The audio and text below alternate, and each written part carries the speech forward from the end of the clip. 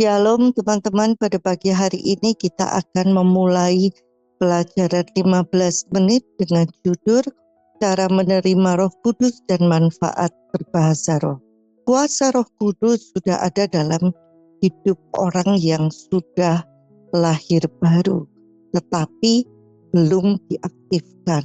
Roh Kudus telah dikirimkan kepada mereka, tetapi karena doktrin yang salah, ketidaktahuan atau ketakutan yang mendalam, selama ini banyak orang yang telah mengabaikannya. Itulah alasan mengapa kebanyakan orang Kristen berjalan dengan depresi dan kalah.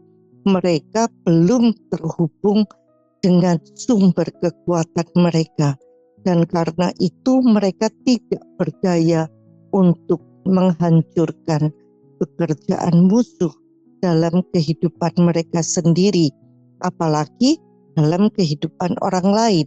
Dengan menerima baptisan Roh Kudus, kita dapat berbicara dalam bahasa roh dan menerima kuasa untuk menjalani kehidupan kemenangan yang berkelimpahan dan membantu orang lain melakukan hal yang sama. Beberapa hari ini kita sudah belajar cara menerima baptisan Roh Kudus. Nah, saya ingin menyoroti apa yang terjadi pada Kisah Para Rasul 2, karena peristiwa seperti itu, peristiwa yang serupa ternyata pernah terjadi di Soe, Timor, pada tanggal 26 September tahun 1965. Pada saat itu ada sekitar 200 orang berdoa bersama di gereja. Mereka sedang menyembah Tuhan, dan hati mereka dipenuhi oleh haus dan lapar akan kuasa Roh Kudus. Sesungguhnya mereka orang-orang Presbyterian yang tidak mengenal bahasa roh. Tiba-tiba ada tiupan angin yang sangat kuat. Lidah-lidah api menyala, tetapi gereja tidak terbakar. Polisi dan masyarakat sekitar berbondong-bondong datang, dan mereka terpukau melihatnya. Orang-orang dipenuhi oleh Roh Kudus dan berbicara dalam bahasa-bahasa lain. Orang-orang yang berbahasa Indonesia pun tidak bisa berbahasa Inggris dengan bagusnya, berbahasa Jerman, dan berbahasa-bahasa daerah yang bukan bahasa daerah mereka sendiri. Mereka memuji-muji Allah dan menyatakan kebesarannya. Ada seorang pria yang baru bertobat, maju ke depan dan berkhotbah dengan sangat indahnya. Roh Kudus yang berkarya di antara mereka. Kebaktian pun berlangsung hingga tengah malam. Setelah kejadian itu, mereka berkelompok hingga ada sekitar 70 orang awam yang pergi menginjil ke desa-desa sekitarnya, bahkan hingga ke pulau-pulau lain seperti Sumatera, Sumba, dan lain-lain. Masyarakat di sekitar sana banyak yang menyembah berhala. Bahkan sebelum peristiwa lawatan Roh Kudus, saat mereka sakit, meskipun mereka Kristen, kemana mereka pergi? Ke dukun-dukun. Tetapi setelah mereka menerima lawatan Roh Kudus, mereka adalah orang-orang sederhana yang menerima firman Tuhan apa adanya, tanpa dipikirkan, dibantah, dan sebagainya. Suatu ketika, satu tim ke sebuah desa memberitakan Injil. Imam berhala berkata, boleh saja memberitakan tentang Yesus, tapi kami secara turut-temurun sudah mengenal iblis dan dewa-dewa, dan mereka yang memberi hujan, kesembuhan, dan dewa-dewa yang menyediakan semua yang kami perlukan. Tim penginjilan ini berdoa, dan kehidupan Kristen itu sesungguhnya sederhana. ketika Alkitab mengatakan sesuatu, terima apa adanya, mempercayainya, beristirahat dan tersenyumlah, dan biarkan Tuhan yang bekerja. Pada saat itu ada sekitar 1.000 orang berkumpul. Imam berhala berada di depan. Dalam nama Yesus kami mengikat dan mengusir keluar semua kuasa jahat yang memerintah desa-desa dan orang-orang dari generasi ke generasi. Karena darah Yesus tercurah di Kalvari, kami memerintahkan mereka semua pergi dalam nama Yesus. Tidak lama kemudian imam berhala ketakutan. Dia bercerita mereka melihat setan-setan lari ketakutan dari yang kecil sampai dengan yang besar. Yesus pasti Allah yang luar biasa. Saya ingin mengenal Yesus. Demikian katanya. Tim pun membimbing mereka mengenal Yesus, mengajar mereka, dan desa itu dimenangkan. Tim lain saat menginjil, mereka melewati hutan-hutan, kerap menghadapi binatang buas seperti ular beracun, harimau, buaya, dan sebagainya. Kejadian 1 ayat 26 berkata, berfirmanlah Allah, baiklah kita menjadikan manusia menurut gambar dan rupa kita, supaya mereka berkuasa atas ikan-ikan di laut dan burung-burung di udara, dan atas ternak, dan atas seluruh bumi, dan atas segala binatang melata yang merayap di bumi. Markus 16 ayat 18 berkata, mereka akan memegang ular, dan sekalipun mereka minum racun maut, mereka tidak akan mendapat celaka. Mereka akan meletakkan tangannya atas orang sakit, dan orang itu akan sembuh. Tim ini ketika bertemu dengan ular berbisa, apa yang mereka lakukan? Ular, berhenti di sana, karena saya ingin lewat. Uniknya, ular pun berhenti dan tidak mengganggu. Saat menyeberangi sungai, nampak buaya-buaya mendekat. Buaya-buaya, dalam nama Yesus saya memerintahkan kamu pergi. Buaya-buaya datang lebih dekat lagi. Kemudian tiba-tiba, wus, mereka putar balik dan pergi. Suatu ketika Tuhan memerintahkan pergi ke tempat paling berbahaya di Kupang. Orang-orang melarang mereka pergi ke sana. Mengapa?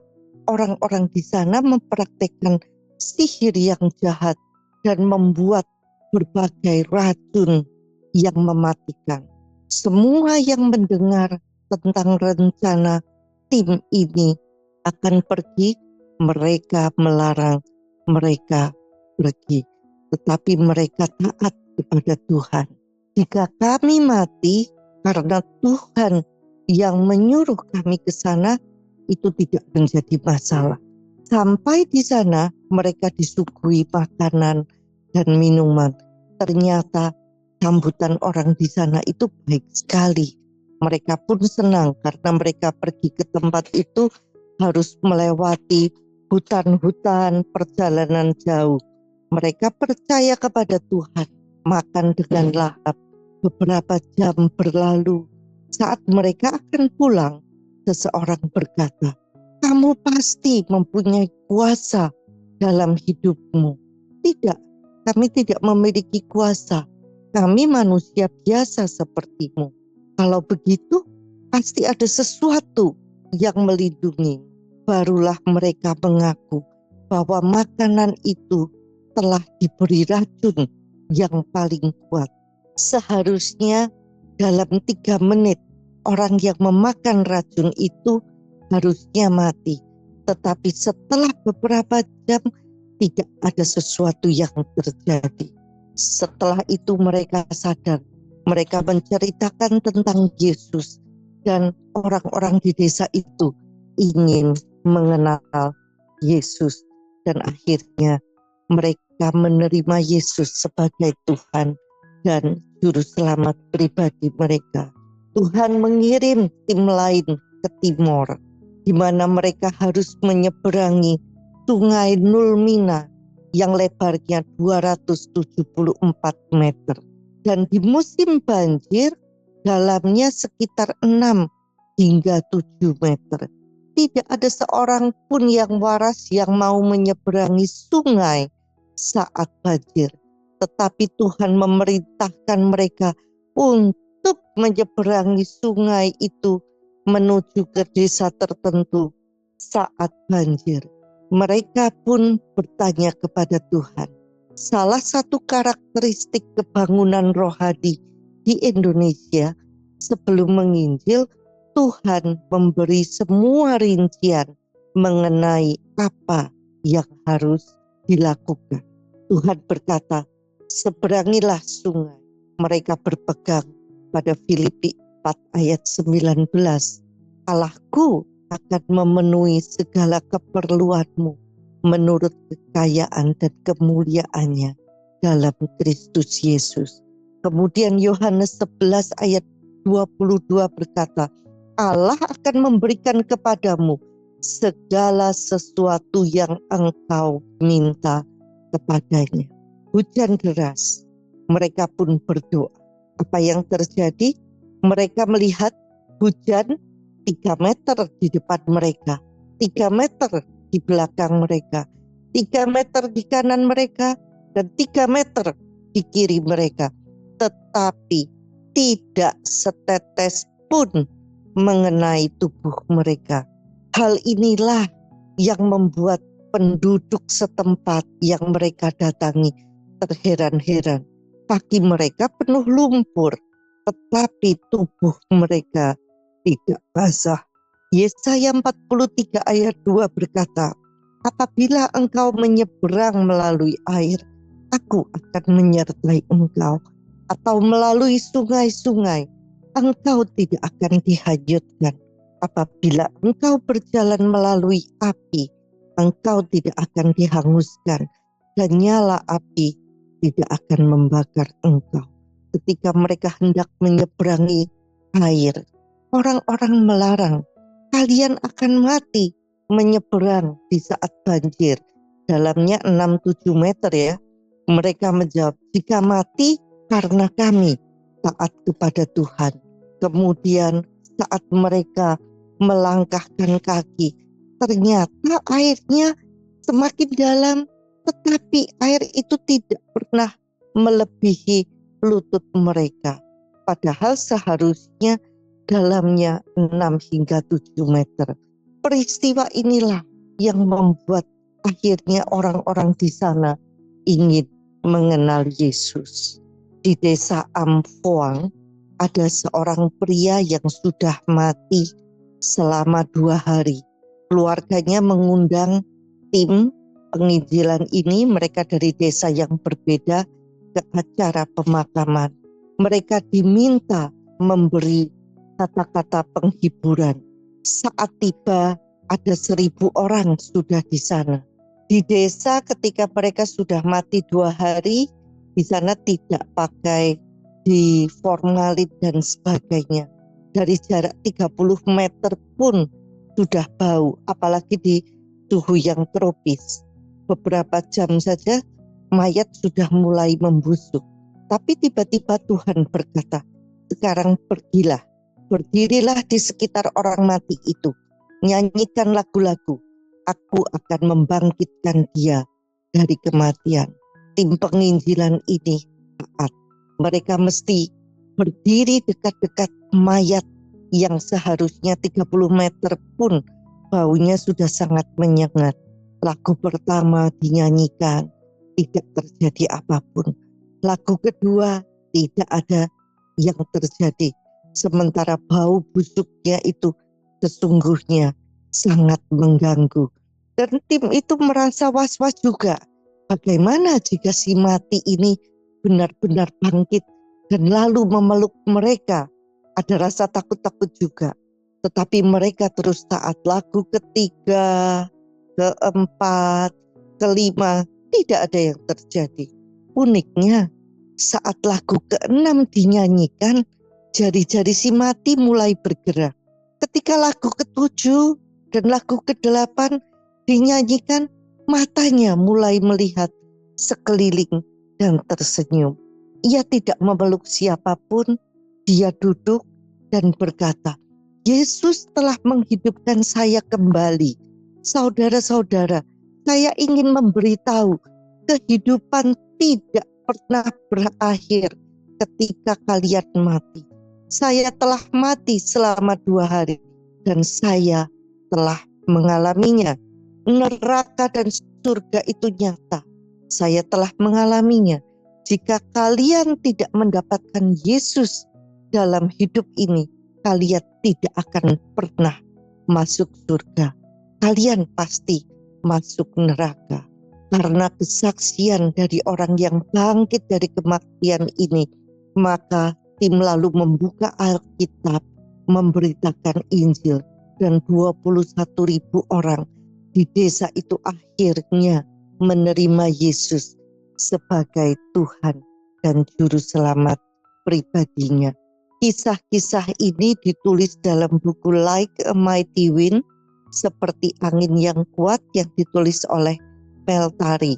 Mel adalah salah satu anggota tim yang kemudian dikirim Tuhan ke Amerika Serikat untuk menginjil di sana.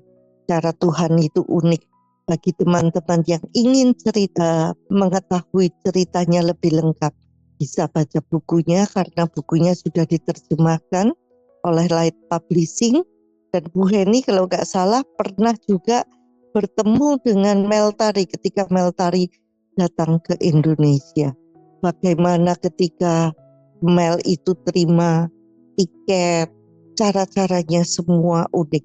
Termasuk juga ketika dia akan meminta visa, karena visa untuk ke Amerika, apalagi bagi orang yang belum pernah keluar negeri, tidak mudah. Ketika itu Mel ditanya, dia disuruh Tuhan ke Jakarta, sudah dengan cara yang ajaib pula dia bisa ke Jakarta.